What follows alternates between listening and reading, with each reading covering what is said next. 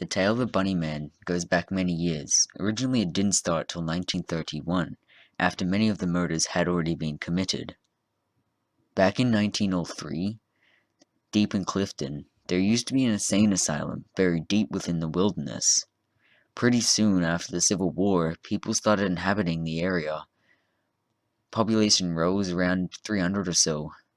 It was a very small town, nonetheless. People didn't like the idea of having an asylum miles down the road, so they all got together and signed a petition stating for the asylum to be relocated elsewhere. The petition passed, and the new asylum was built, which is now known as Lawton Prison. In fall of 1904, the convicts were gathered and piled into a bus, which was to transport them to Lawton. Somehow, during the drive, not too far from where they were, the driver had swerved to avoid something, and the bus had started to tip and was soon rolling in a terrible collision course.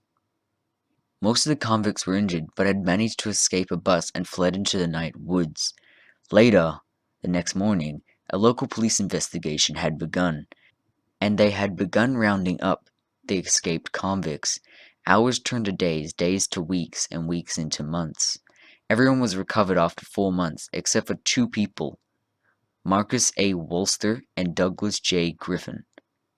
During the search for both men, the police randomly found dead rabbits, half-eaten and dismembered every now and then along the search.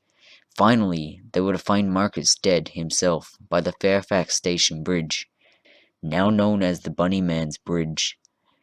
In his hand he held a man-made hammer-like tool made of a sharp rock and a pretty sturdy branch as a handle.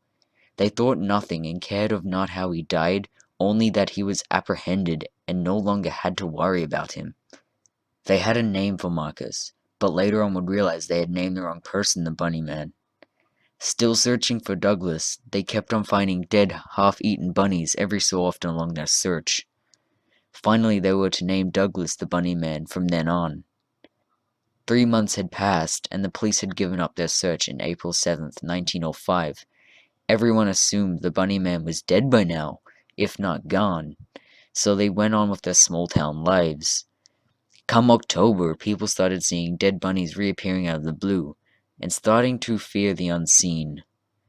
Halloween night came around, and as usual, a bunch of kids had gone over to the bridge that night to drink and do whatever kids their age back in the 1900s did. Midnight came around. Within minutes, most of the kids had left. Only 3 of them remained at the bridge. Right at midnight, supposedly, a bright light came from back within the bridge where the kids were, and less than a couple seconds later, they were all dead, throats slashed with the same type of tool that was found by the other escaping Marcus. Not only were their throats slashed, but all up and down their chest were long slashes that gutted them. To top it off, the Bunny Men hung both of the guys from one end of the bridge with a rope around their neck, hanging from the overpass with their legs dangling in front of the cars. The woman was hung the same way on the other side of the bridge. This happened on Halloween 1905. After that, they didn't see or hear anything from him for another year.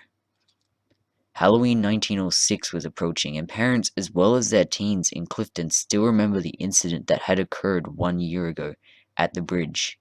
His bridge. Bunny Man's Bridge.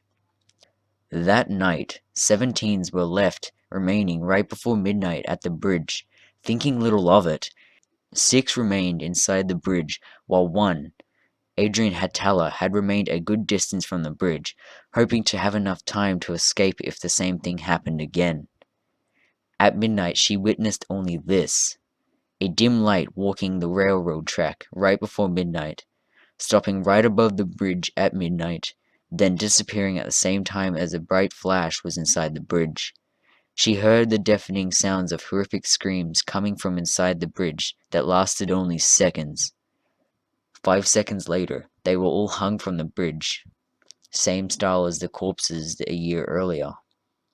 Horrified, she ran home. She didn't tell of everything she saw, just spattered words here and there that some of the folk put together to come up with her story. No one understood it, or even believed her.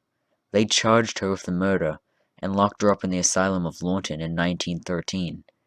The same thing happened with 9 teenagers this time Halloween night. again. Adrian was still locked up, so they dropped her sentence, but it was too late. The insanity had finally conquered her. Even if she was released, she was too far gone to have a decent life. So she spent her years remaining in the asylum until she finally died in 1953 of shock. No one knows what exactly she died in shock from, but supposedly she had died in her dreams, dreaming of that one dreaded night perhaps the bunny man had finally gotten to her. More murders were to take place, however, although, after the murders in 1913, most people stayed clear of the bridge on Halloween.